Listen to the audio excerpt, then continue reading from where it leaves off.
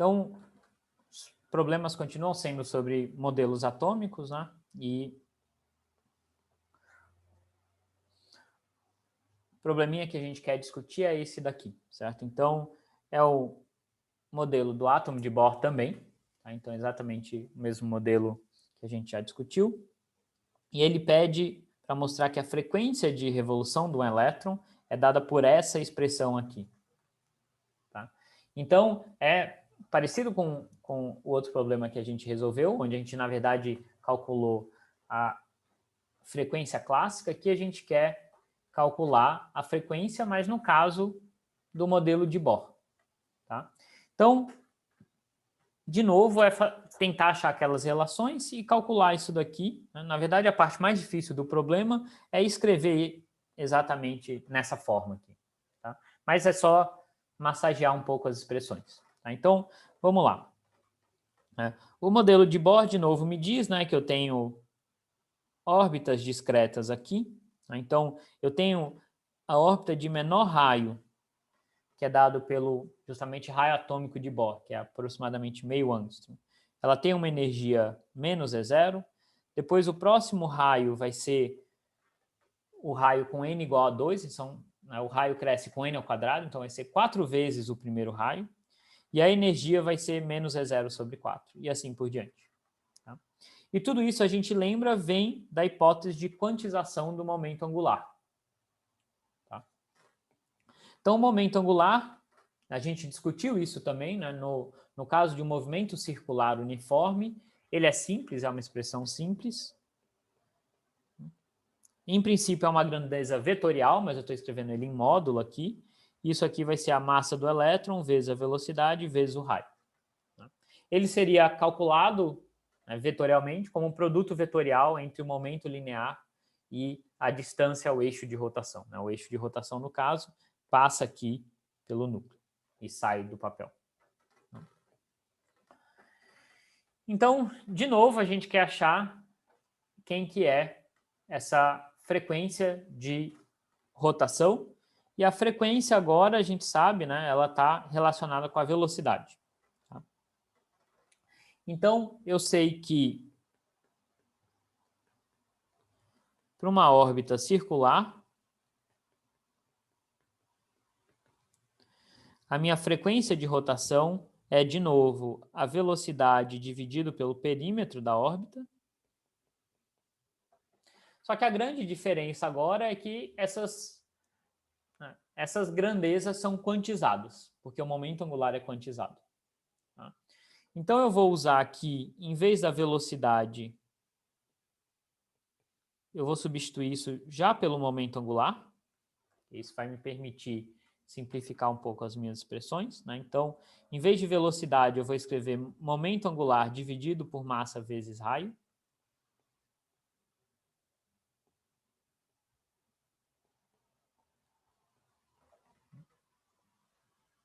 E aí eu já sei que isso daqui é quantizado, é NH cortado. Então, eu posso escrever isso daqui como NH cortado sobre 2π mr ao quadrado. Então, ok, eu já achei valores da frequência que são quantizados, mas eles estão escritos em função do raio, e o enunciado pede que eu escreva em função da energia no nível de energia N, certo? Então,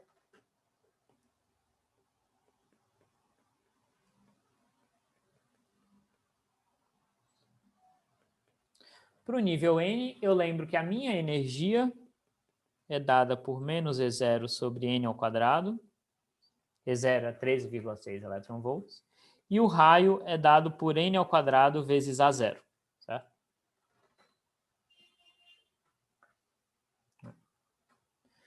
Então, o que eu vou fazer efetivamente é substituir o raio aqui.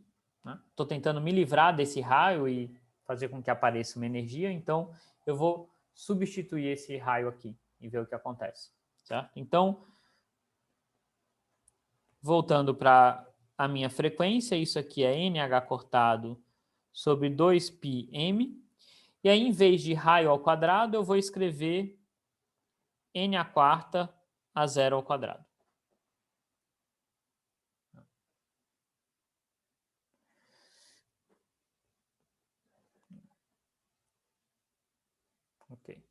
E aí tem um N aqui em cima, que eu posso cancelar com esse daqui, e a expressão está começando a ficar próxima com o que é pedido no enunciado, né? Eu vou ter H cortado sobre 2πm.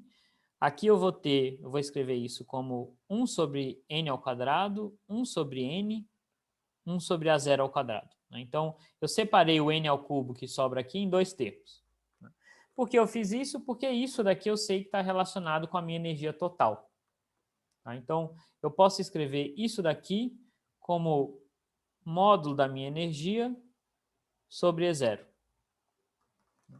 É justamente 1 sobre n ao quadrado. Então, a gente está bem próximo do resultado que o enunciado pediu. Né? O que eu preciso é simplificar esses termos que sobraram aqui. Tá? Então, é só lembrar que esse E0, esse A0, eles estão relacionados. Então, aqui não tem muito jeito, a gente tem que olhar a definição dessas constantes. Tá?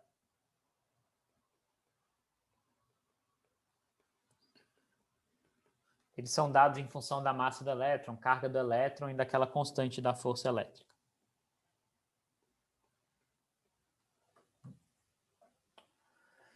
Então, se eu calculo A0 ao quadrado vezes E0, que é justamente o que aparece nesse denominador aqui, tá?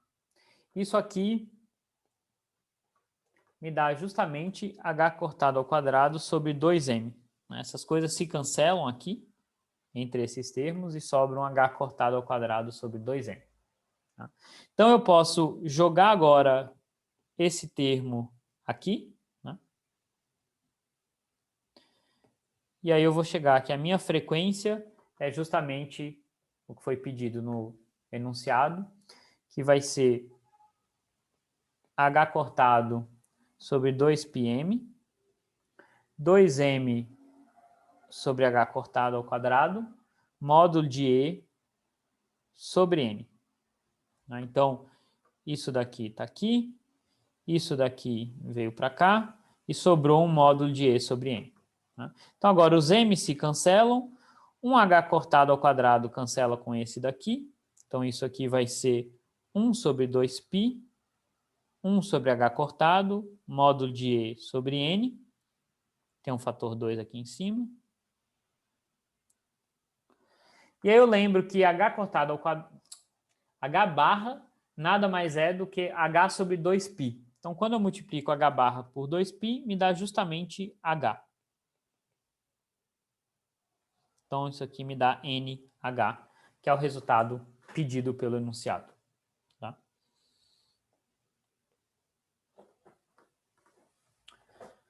Ok, enfim, de novo, mais um probleminha para a gente praticar essas expressões, essas relações. Tá? As próximas duas partes do problema são um pouquinho mais interessantes. Né? Então, a próxima parte do enunciado me pede para calcular a velocidade que um elétron teria no nível de mais baixa energia, que é o nível n igual a 1. Tá? E mostrar que dá para escrever dessa forma aqui. Então, vamos primeiro tentar determinar qual que é essa velocidade desse elétron em n igual a 1. Né? Se eu sei o valor de n, eu sei o valor do raio, eu sei o valor da velocidade, eu sei o valor de tudo que eu preciso. Tá? Então, eu deveria conseguir calcular quanto que vale essa velocidade aqui. Tá? Professor, então, oi, pode falar. Você pode voltar um pouquinho onde você achou o módulo de E, por favor, na conta que eu me perdi? Tá. No exercício, no A. Tá. Até aqui, né? O módulo de E apareceu aqui. Então, até aqui o que eu tinha era 1 sobre n ao cubo. Tá? Porque esse n aqui cancelou com esse 4 aqui. Tudo bem? Beleza. Quer que eu volte mais? Não? Não, tô tranquilo, a partir Tá. daí só. Beleza. Aí, esse n, né, eu tinha 1 sobre n ao cubo, eu separei em 1 sobre n ao quadrado vezes 1 sobre n. Tá? Beleza. Aí, se eu olhar para a expressão para a energia de um elétron no nível n, tá? Eu sei que é menos E0 sobre n ao quadrado. Então, se eu quiser escrever isso em termos de 1 sobre n ao quadrado, eu teria efetivamente E menos E0. Certo? E é um número negativo. A gente lembra que E é sempre um número negativo, né? Essas energias são sempre negativas. Tá? Então, se eu colocar tudo isso aqui em módulo, eu fico com módulo de E sobre E0. Tá? Só para não ter que ficar carregando um sinal. Né? O que está acontecendo aqui nessa expressão? Vou deixar mais explícito, né? O E0 é um número positivo, é 13,6, então aqui eu tenho menos 13,6, e o numerador é sempre um número negativo, então vai ser um número negativo sobre um número negativo, vai me dar algo positivo, porque o lado esquerdo é sempre positivo. Tá? Então, só para não ter que ficar carregando esses sinais, eu coloco um módulo aqui. Então, isso aqui eu posso escrever como 13,6, que justamente é E0. E aí em cima eu deixo o módulo de E, só para garantir que de fato isso aqui é um número positivo, como deve ser. Aí eu posso substituir Beleza. 1 sobre n ao quadrado por isso daqui. Foi daqui que veio o Beleza. módulo de E. Tudo bem? Agora eu entendi. Obrigado, professor. Valeu. Mais alguma dúvida? Alguém quer fazer mais algum comentário, tirar mais alguma dúvida? Tá. Então, né, voltando para o item B, o que a gente quer calcular agora é efetivamente a velocidade no nível n igual a 1. Então vamos lá e de novo aplicar aquelas relações. Né? Eu tenho que sempre pensar qual é o melhor caminho para chegar, mas se eu sei o n, eu sei calcular tudo. Eu sei calcular o raio, se eu sei o raio, eu sei a velocidade e assim por diante. Tá? Então, um dos caminhos mais fáceis aqui, não é o único, tá? Mas um dos mais fáceis é lembrar que para n igual a 1, o momento angular vai ser simplesmente h cortado. Né? Porque o momento angular é n vezes h cortado. E isso daqui, novamente, é massa vezes velocidade vezes raio. Tá? A gente lembra que o raio é n ao quadrado a 0. Certo? Então, para n igual a 1, isso daqui vai ser igual a 0. Então, juntando isso daqui, eu chego que mv a 0, né? Substituir o A0 aqui, tem que ser igual a H cortado. Né?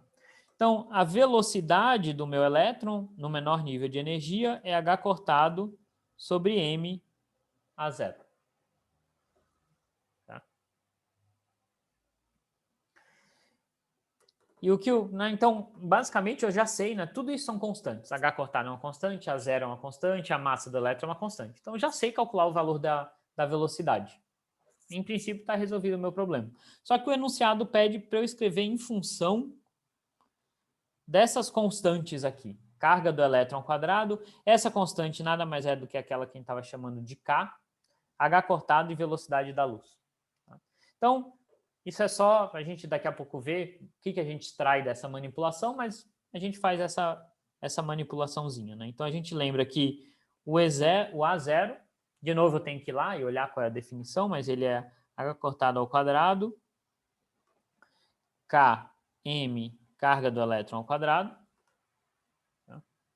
Se eu substituo isso aqui, então eu vou ter H cortado sobre M vezes Km, Ke ao quadrado sobre H cortado ao quadrado. E aí, o meu M cancela com esse M aqui. Tem um H cortado que cancela. E o que vai sobrar aqui vai ser K, QE ao quadrado sobre H cortado. E aí eu vou fazer um truque só para colocar na forma que o enunciado pediu, que é multiplicar e dividir por C. Tá? Então, o que a gente tem aqui é aquela constante da força elétrica, que é 1 sobre 4πε0, carga do elétron ao quadrado sobre H cortado C. Se eu volto no meu enunciado, é exatamente isso que eu tenho aqui. Tá? Então, isso aqui é o que o enunciado chama de alfa. Esse alfa, na verdade, é um número extremamente importante para física atômica, física nuclear. Tá? E eu posso escrever, portanto, a velocidade do elétron como alfa vezes a velocidade da luz.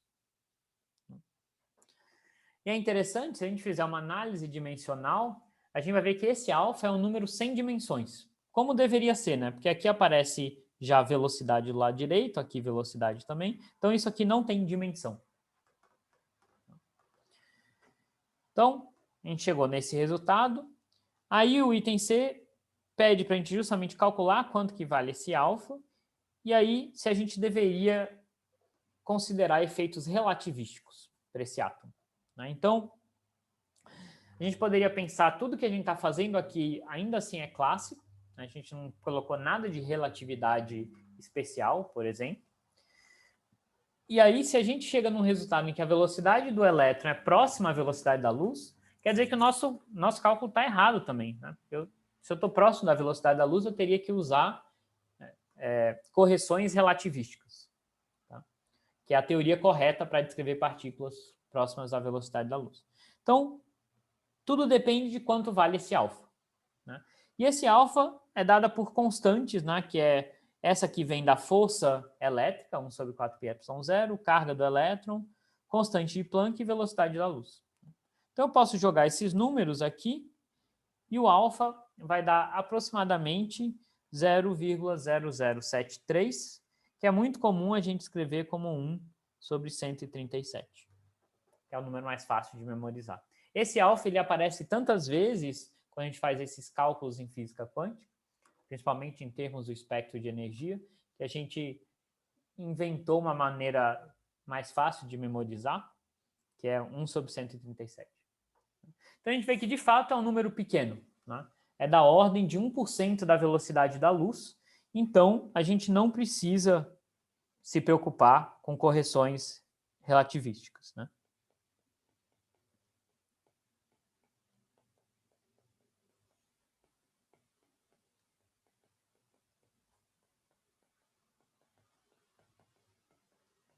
Então essa é mais uma verificação para ver que de fato nosso cálculo está consistente, né? Se esse alfa fosse próximo de 1, seria um problema, porque a gente estaria próximo da velocidade da luz. Se esse alfa fosse maior do que 1, com certeza seria um mega problema, porque a gente estaria violando a velocidade da luz, né? E aí, de fato, nosso cálculo com certeza estaria super errado. Tá? Alguma dúvida aqui?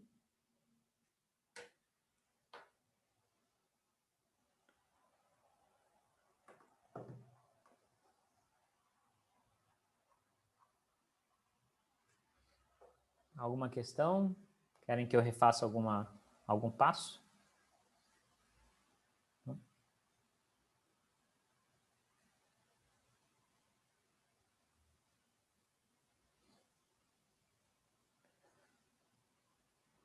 Ok.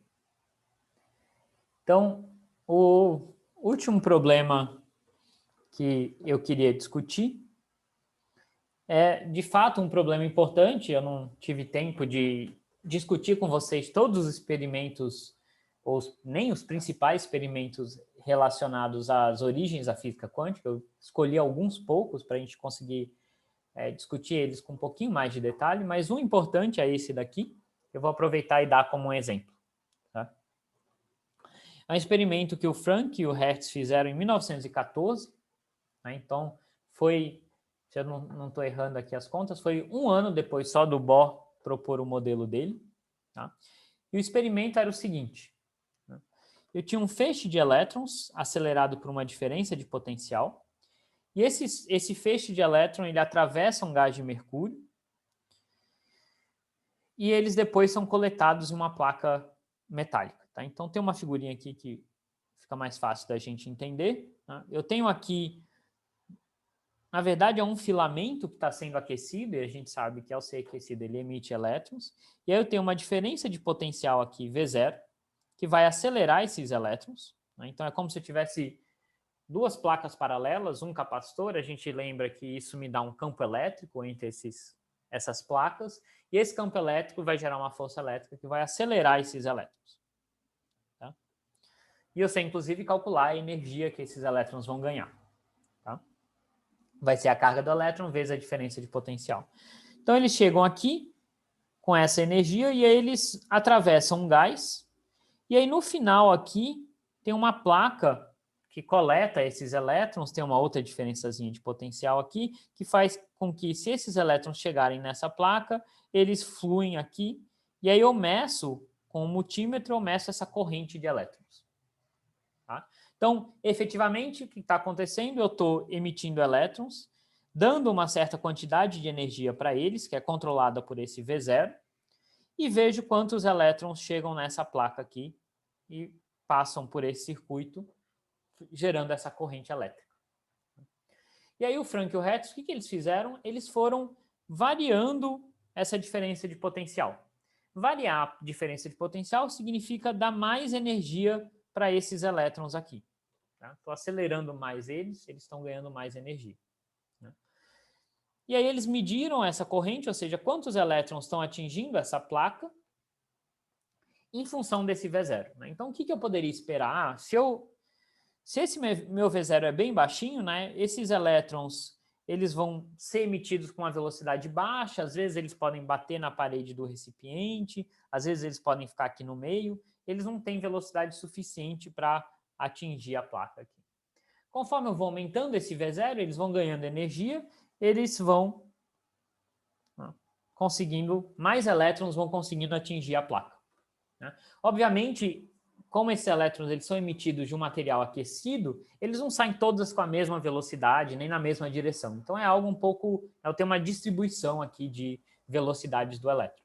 Tá? Então, os mais energéticos podem conseguir chegar aqui, mesmo para um V0 baixo, mas conforme eu vou aumentando esse V0, mais e mais elétrons vão conseguindo chegar aqui. Tá? E aí eles mediram isso, eles viram o seguinte comportamento. Né? Conforme o meu V0 vai aumentando, de fato eu tenho mais elétrons chegando nessa placa. E vai aumentando, essa corrente vai aumentando.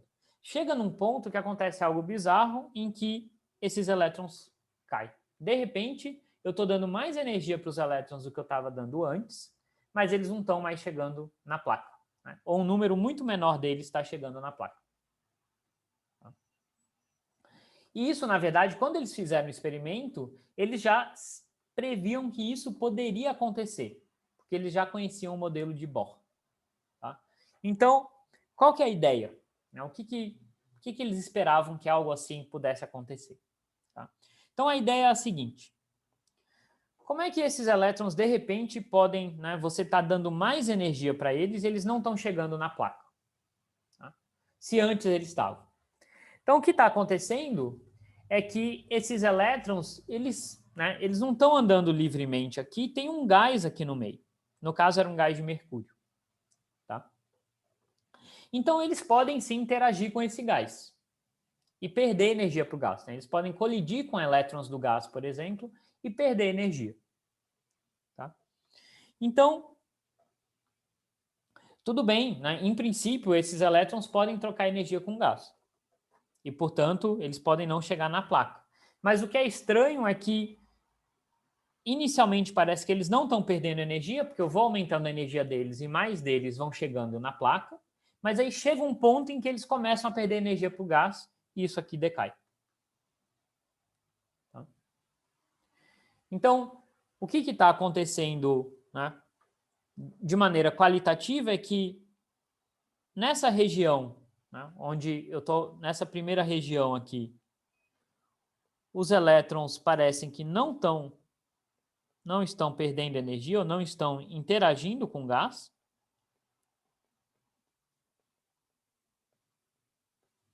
E aí eu chego numa certa região aqui, onde os elétrons parecem que perdem, de repente começam a perder energia para o gás. E aí, se eles perdem energia, tudo bem, eles não vão conseguir chegar na placa. Então, parece que tem dois regimes. Inicialmente, os elétrons eles vão ganhando mais energia e eles não enxergam esse gás. Aí chega um ponto que eles têm uma certa energia, eles começam a enxergar o gás. E isso é um fenômeno, né, que demonstra quase que diretamente a quantização da energia dos átomos do gás. Certo? Então, o que está acontecendo aqui? O que está acontecendo é o seguinte. Eu tenho, né, vamos supor que eu tenha, só para simplificar, um gás de hidrogênio, que a gente sabe que o modelo de Bohr se aplica perfeitamente bem para o gás de hidrogênio. Tá? Então, eu tenho um gás de hidrogênio aqui com um elétron na órbita, que a gente chama de órbita fundamental, órbita de menor energia, com N igual a 1. E aí vem esse elétron que foi emitido do feixe de elétrons aqui. Ele vem interagir com o gás. Certo? O que ele pode fazer quando ele colide com esse elétron? Certo? Ele pode fazer com que esse elétron faça uma transição para o nível N igual a 2. Poderia ser nível N igual a 3, N igual a 4 também, mas N igual a 2 seria a menor energia que poderia ser arrancada desse elétron aqui. E ele pode, então, colidir com esse elétron, excitar ele para o nível N igual a 2 e sair com uma certa energia. Ele transferiu uma parte de energia para o elétron e continuou. Ele perdeu energia. Então, essa seria uma maneira do feixe de elétrons perder energia para o gás. Tá? Que é o que parece que está acontecendo nessa região aqui. Mas por que não acontece antes? Não acontece antes porque para o elétron poder transferir, para o feixe de elétrons poder transferir energia para esse gás ou para esse elétron aqui, ele tem que pelo menos ter uma energia mínima. Ele tem que ter energia suficiente para fazer esse elétron realizar essa transição. Então, esse elétron incidente, se ele não tiver uma energia mínima para doar para o gás de hidrogênio, esse elétron aqui não consegue absorver essa energia e não consegue fazer essa transição. Então, é como quase que se o gás de hidrogênio fosse invisível, enquanto os elétrons que estão vindo não têm energia suficiente para doar para ele não interage, os elétrons passam direto. E aí, quando os elétrons chegam num ponto em que eles têm energia suficiente agora para excitar o elétron do gás de hidrogênio, eles começam a transferir essa energia e aí eles perdem bastante energia e não conseguem mais chegar na placa. Então, esses mínimos aqui são justamente os pacotes de energia que esse feixe de elétron está conseguindo transferir para o átomo. Então, tem direto a ver com a quantização de energia. O que eu esperaria num átomo clássico? No átomo clássico, o meu elétron ele pode vir de uma órbita para qualquer outra órbita aqui no meio. As órbitas não são quantizadas. Então, ele poderia absorver energia desse feixe de elétrons, independente da energia do feixe. Ele sempre poderia subir um pouquinho de órbita e absorver um pouco de energia. No modelo de Bohr, essas órbitas são discretas, então ele precisa de um quantum mínimo de energia para conseguir fazer essa transição e, portanto, conseguir absorver essa energia dos elétrons. Então, no caso do átomo de hidrogênio, a gente até consegue calcular qual é essa energia mínima. Tá? Então, vamos assumir que o elétron desse feixe ele tem uma energia que é praticamente que vem toda do potencial, Ele teria uma energia inicial, que ele foi emitido lá do material inicial, mas depois ele foi acelerado e ganhou uma energia que V0. Então, esse V0 é justamente essa diferença de potencial que acelera esses elétrons aqui. Então, eles têm uma energia que E0. E eu sei que para realizar essa transição, ou seja, do N igual a 1 para o N igual a 2, a energia desse elétron inicial tem que ser maior do que a diferença de energia entre esses níveis, que é EN igual a 2 menos EN igual a 1. Então, tem que ter pelo menos esses elétrons, esse feixe, tem que ter pelo menos essa energia aqui. Só assim que eu vou poder ter transferência de energia.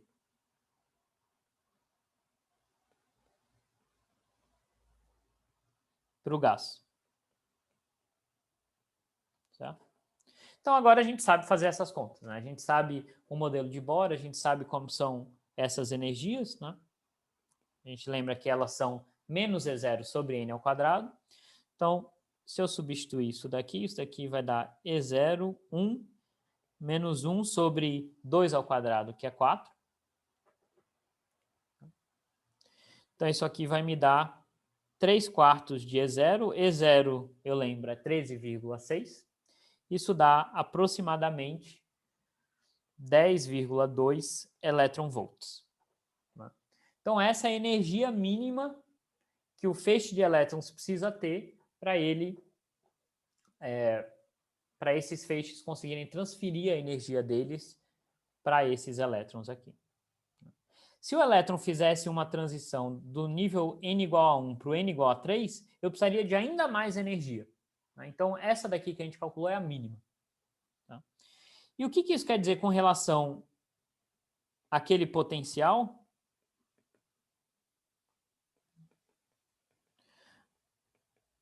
A gente sabe relacionar aquela diferença de potencial com a energia dos elétrons. Então, isso aqui tem que ser maior que 10,2 elétron-volts. E aqui vem uma grande vantagem de usar essa unidade elétron-volts, né? Que V0 vai ser 10,2 elétron-volts sobre a carga do elétron. Isso aqui me dá exatamente a unidade de volts, né? Por isso que vem elétron-volts, né? Então, isso daqui é 10,2 volts. Né? Ou seja, se eles tivessem feito o experimento com o hidrogênio, a gente esperaria que esse primeiro mínimo aqui está exatamente em 10,2 volts. Né? Para o mercúrio, a gente vê que está num valor bem menor. Né? E aí, o mercúrio, como eu falei para vocês, é um daqueles gases complexos com vários elétrons. Então, o modelo de Bohr não pode ser aplicado diretamente para o mercúrio. Tá? Mas se fosse um gás de hidrogênio, a gente poderia fazer a conta diretamente. Tá? E a gente vê, né, como essa quantização realmente está acontecendo, né, num caso simples, onde a gente está simplesmente emitindo um feixe de elétrons. Esses elétrons estão carregando energia, mas eles só conseguem transferir pacotes de energia. Né? Então, o que acontece daqui para cá? Né?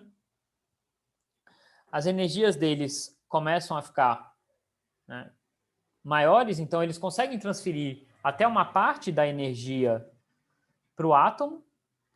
Né? Mas aí, dado que eles transferiram essa energia ΔE, eles não conseguem transferir mais energia, então, de novo, conforme eu aumento o V0, essa corrente vai aumentando. Aí chega um ponto em que eles vão poder transferir não só a energia da transição do N1 para o N2, mas do N1, por exemplo, para o N3. E agora eles vão poder transferir ou a energia para dois átomos distintos ou do N1 para o N3. E aí vem um novo gap aqui. Então, o experimento de Frank Hertz foi extremamente importante para demonstrar, de fato, essa quantização das energias dos elétrons nos átomos. A gente mede diretamente essa quantização e o legal do experimento é que, medindo essa voltagem, a gente consegue medir exatamente as diferenças de energia. Então, é um experimento macroscópico onde a gente está conseguindo medir as diferenças de energia. Tá? Então, esse é um exemplo importante que eu não consegui discutir, né, durante as aulas, mas eu usei esse cálculozinho simples aqui para a gente aprender um pouco sobre o experimento de Frank Hertz também. Tá bom?